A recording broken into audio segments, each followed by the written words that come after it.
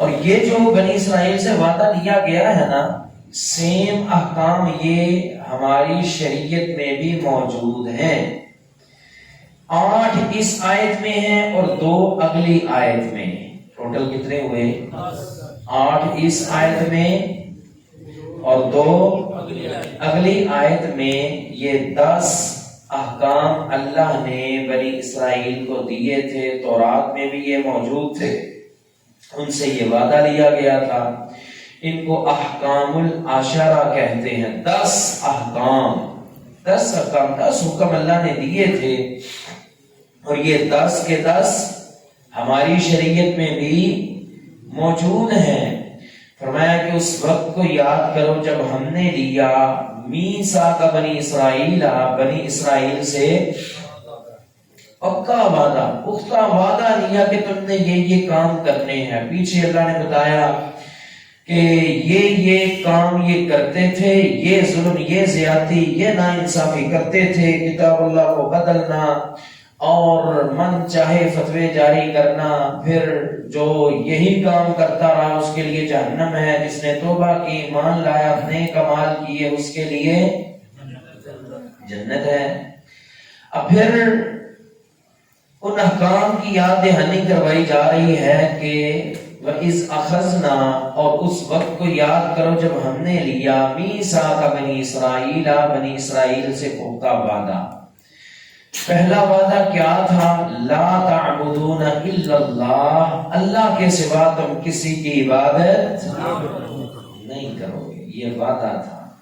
پہلا عہد، پہلا وعدہ ہی توحید پہ تھا، اور یہ صرف بنی اسرائیل سے نہیں لیا گیا بلکہ دنیا جہاں کے ہر بندے سے یہ وعدہ لیا گیا ہے۔ عالم ارواح میں الستو بربکم، کیا میں تمہارا رب ہوں کہ نہیں؟ قالوا بلا، کہا کیوں نہیں اللہ تو ہی ہمارا رب ہے۔ اور یہی توحید ہر پیغمبر کی دعوت دی ہے، ہر پیغمبر نے یہی دعوت دی ہے، یا قومی، اے میری قوم اعبد اللہ، تم اللہ کی عبادت کرنا، اے میری قوم اللہ کے ساتھ کسی کو شریک نہ کرنا، اے میری قوم اللہ کی عبادت کرو، طاغوت سے بچو۔ ہر پیغمبر کی دعوت دعوت توحید ہے۔ بولو، ہر پیغمبر کی دعوت توحید ہے۔ توحید ایک بہت بڑی نعمت ہے، توحید ایک بہت بڑی دولت ہے، توحید ایک بہت بڑا اثاثہ ہے۔ اگر آپ سوچیں نا، یقین جانے دنیا کائنات کی دولتیں ایک طرف، ان سب سے بڑی جو دولت ہے وہ توحید کی دولت ہے۔ ہمیں اللہ کا لاکھوں کروڑوں اربوں کروڑوں بار شکریہ ادا کرنا چاہیے کہ اے اللہ، ہمیں تو نے کسی کے در کا محتاج نہیں بنایا، اور نہ ہی اللہ ہمیں مرنے تک کبھی کسی کے در کا محتاج بنانا، صرف اپنے در کا فقیر رکھنا۔ توحید بڑی دولت ہے۔ غالباً امام سفیان ثوری ایک بہت بڑے محدث ہیں رحمہ اللہ تعالی، ان کا قول ہے کہ ما انعم اللہ علی عبد نعمتا، اللہ کریم نے اپنے بندوں پہ جتنی بھی نعمتیں کی ہیں ان میں سب سے بڑی اور سب سے افضل جو دولت ہے، وہ نعمت ہے، وہ دولت توحید ہے۔ جس کو اللہ نے توحید کی سمجھ دے دی، توحید کی معرفت دے دی، اس کے پاس سب سے بڑی دولت ہے۔ یقین جانے کتنے ایسے لوگ ہوتے ہیں، کبھی دل میں آ جاتا ہے وہ اتنا مالدار، وہ اتنا بڑا ڈاکٹر، انجینئر، اس کے پاس اتنا پیسہ، اتنی دولت ہے۔ اللہ کا شکریہ ادا کیا کرے کہ اس کے پاس دنیا اور دنیا جیسی کئی دنیا بھی ہوتی، ہمارے پاس جو دولت ہے وہ پوری دنیا سے بڑی ہے۔ وہ کیا دولت ہے؟ توحید کی دولت۔ کیونکہ یہ چیز ایسی ہے جس کے پاس ہے وہ سونے کا، ہیرے کا، وہ بڑی قیمتی ہے، جس کے پاس نہیں ہے وہ کچھ بھی نہیں ہے۔ کیوں جی، ہمارے جملے کی سمجھ آئی کہ نہیں آئی؟ توحید جس میں بھی آ گئی اس کی عظمت بڑھ جاتی۔ وہ کوئی بھی چیز ہے، کسی بھی چیز کا نام لے لے، جس میں توحید ہے اس کی عظمت ہے، جس میں توحید نہیں ہے اس کی عظمت نہیں۔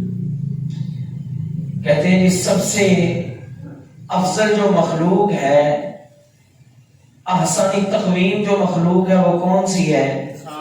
انسان۔ اتنی عظمت ہے انسان کی کہ نبی علیہ السلام نے بیت اللہ کو مخاطب ہو کے فرمایا تھا، جب آپ مکہ چھوڑ کے جانے لگے نا، آپ علیہ السلام روئے، بیت اللہ سے باتیں کرنی شروع کی، فرمایا کہ ماں اطیبو کے وَأَطْيَبُ رِيحَكَ کے، اے بیت اللہ تو کتنا مقیزہ ہے، تیری خوشبو کتنی پیاری ہے، تو کتنا پیارا ہے، تو کتنا عزت والا ہے، لیکن اے بیت اللہ یاد رکھنا ایک مومن سے تیری عزت زیادہ نہیں ہے، ایک مومن کی عزت تم سے بھی زیادہ ہے، ایک مومن کا احترام بیت اللہ تم سے بھی زیادہ ہے۔ کیوں؟ تمہارے پاس تو ایک حرمت ہے، ایک مومن کے پاس 3 حرمتیں ہیں، تمہارے پاس ایک احترام ہے، مومن کے پاس 3 احترام ہیں، اور مومن کی عزت اتنی ہے، نبی علیہ السلام کا فرمان ہے کہ اگر 40 مومن توحید پرست جنہوں نے کبھی اللہ کے ساتھ شرک نہ کیا ہو کسی میت کے جنازے میں شریک ہو جائے اور اس کے لیے بخشش کی دعا کر دیں، اللہ کریم ان کی دعا کو کبھی رد نہیں کرتا۔ یہ سب توحید کی برکتیں ہیں۔ یہ کس کی برکتیں ہیں؟ ایک کرو ہوتا تھا ہمارا، وہ کوئی بھی کام ہونا وہ کہتے تھے یہ سب جہاد کی برکتیں ہیں، نہیں، یہ سب توحید کی برکتیں ہیں، یہ سب۔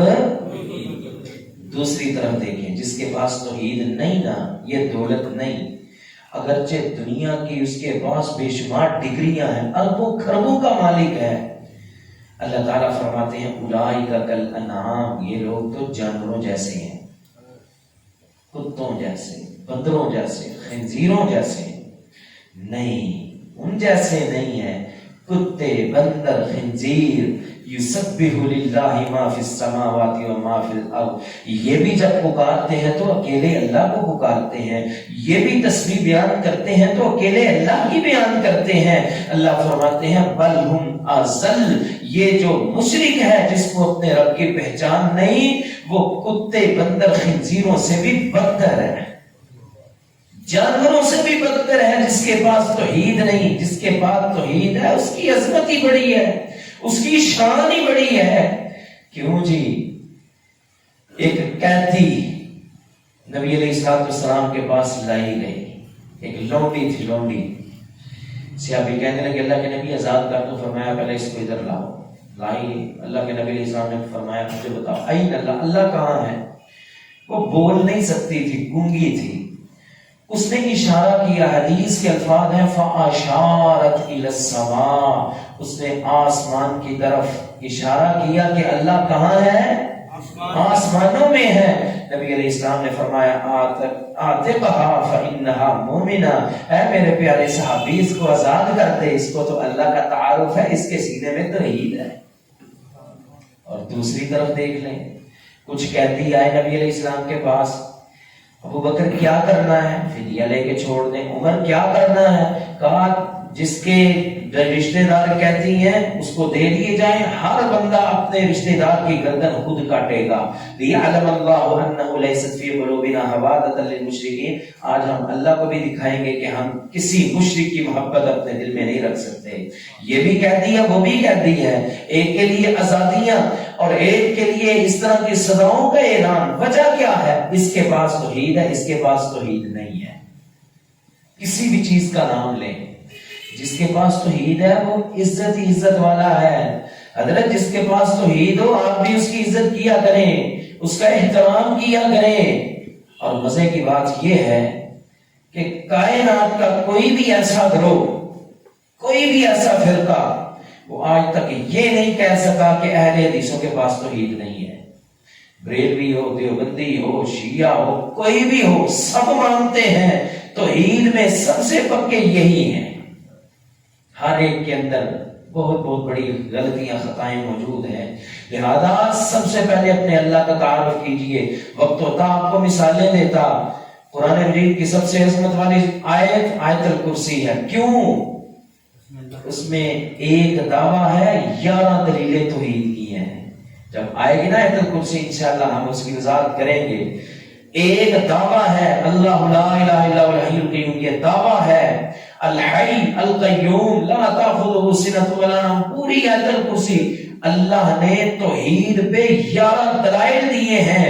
اس آیت میں توحید آ گئی. یہ آیت پورے قرآن مجید کی سب سے افضل ترین آیت ہے. ایک ایسی صورت ہے قرآن مجید کی، اس کے متعلق آتا ہے کہ ایک صحابی فوت ہوئے، معاویہ بن معاویہ فوت ہوئے. کیا ہوا؟ ان کے جنازے میں بے شمار فرشتے، اور یہ بڑی نوٹ کرنے والی حدیث ہے، شاید ہم نے پہلے بھی ذکر کی تھی. اکثر ساتھی ہم سے پوچھتے ہیں کہ چلتے پھرتے کا کوئی وظیفہ بتائیں. یہ چلتے پھرتے کا وظیفہ اس حدیث میں موجود ہے. معاویہ بن معاویہ فوت ہوئے، بے شمار فرشتے جنازے میں شریک ہوئے. نبی علیہ السلام نے حضرت جبریل سے پوچھا اتنے فرشتے کیوں آئے؟ کہا اللہ کے نبی اس وجہ سے کان یقرأ سورۃ الاخلاص قائما وقاعدا وراقبا وماشیا، یہ آپ کا صحابی چلتا تھا تو قل هو اللہ پڑھتا تھا، اٹھتا تھا تو قل هو اللہ پڑھتا تھا، لیٹتا تھا تو قل هو اللہ پڑھتا، سواری پہ سوار ہوتا تھا قل هو اللہ پڑھتا تھا. آج فوت ہوا، اللہ نے اتنے زیادہ فرشتوں کو حکم دیا جاؤ اس کے جنازے میں شرکت کرنی ہے. قل هو اللہ اتنی فضیلت والی صورت کیوں ہے؟ نبی علیہ السلام فرما رہے ہیں حبک ایہا خلق الجنہ، تم سورۃ فاتح، تم سورۃ قل هو اللہ سے محبت کرتے ہو، اسی کی محبت تمہیں قیامت کے دن جنت میں لے کے جائے گی. کیوں؟ اس کی ایک ایک آیت، ایک ایک لفظ میں توحید ہے. جس میں توحید ہے اس کی عظمت ہی عظمت، جس میں توحید نہیں وہ کچھ بھی نہیں ہے. تو فرمایا کہ لا تعبدون الا اللہ، ہر ایک سے یہ وعدہ، اور بنی اسرائیل سے بھی یہ وعدہ لیا تھا کہ اللہ کے علاوہ تم نے کسی کی عبادت نہیں کرنی. یہ توحید ہے. عبادت کسے کہتے ہیں؟ ہر وہ کام جو اللہ کو راضی کرنے کے لیے اس کے پیغمبر کے طریقے کے مطابق کیا جائے وہ کیا ہے؟ عبادت. کل والی کلاس یاد ہے؟ کل والی کلاس یاد ہے؟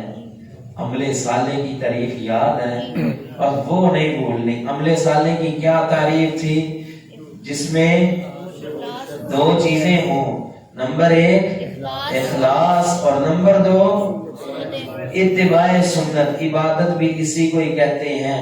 ہر وہ کام عبادت ہے جو اللہ کو خوش کرنے کے لیے کیا جائے، اس کے پیغمبر کے طریقے کے مطابق کیا جائے. عبادت کی 4 قسمیں ہیں. عبادت کی 4 قسمیں ہیں. یہ بھی بڑی مزے کی چیز ہے، یہ بھی نوٹ کر لیں. عبادت ہوتی ہے 4 طرح کی. آسان الفاظ میں ہم بتا دیتے ہیں. ایک عبادت ہے مالی، ایک ہے قولی لسانی، ایک ہے بدنی، ایک ہے قلبی. 3 عبادتوں کا ذکر تو التحیات للہ والصلوات والطیبات میں موجود ہے. چوتھی کا یہاں پہ موجود نہیں ہے. عبادتیں کتنی طرح کی ہوتی ہیں؟ 4 طرح کی. لا تعبدون الا اللہ. اب یہ بڑی مزے کا نقطہ ہے نوٹ کرنے والا. اللہ کے علاوہ کسی کی عبادت نہیں کرنی. عبادت 4 طرح کی ہوتی ہے. نمبر 1 مالی عبادت. مالی عبادت کیا ہے؟ کسی کے نام کا نظر و نیاز دینا، یہ اس کی عبادت ہے. جس کے نام کی بھی نظر و نیاز دیں گے یہ اس کی عبادت ہے. کوئی شخص شیخ عبد القادر جیلانی کے نام کی نظر و نیاز دیتا ہے، یہ ان کی عبادت ہے. کوئی شخص حضرت حسین کے نام کی نظر و نیاز دیتا ہے، یہ ان کی عبادت ہے. کوئی شخص کسی دربار مزار کے نام کی نظر و نیاز دیتا ہے، یہ اس کی عبادت ہے. لہذا مالی عبادت کس کے لیے؟ اللہ کے لیے. کسی اور کی عبادت جائز نہیں. دوسری عبادت کون سی ہے؟ قولی عبادت. کون سی؟ قولی. قولی عبادت یہ ہے کہ کسی کا ذکر کرتے رہنا. ہم کس کا ذکر کرتے ہیں؟ یا اللہ، یا رحمان، یا رحیم، یا مالک، قدوس، سلام، مومن، مہیمن، عزیز، الجبار، متکبر، خالق، البارئ، مصور، غفار. اللہ کا ذکر کرتے رہتے ہیں تو یہ اللہ کی عبادت ہے.